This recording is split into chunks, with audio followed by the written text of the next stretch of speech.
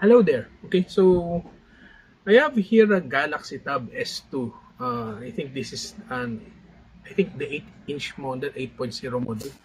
Um, Actually, there's a problem with the battery. Whenever the battery would now reach around 40 or around 40% or low, it suddenly goes into this, continuous loop of on and off. So I would assume that the battery has already been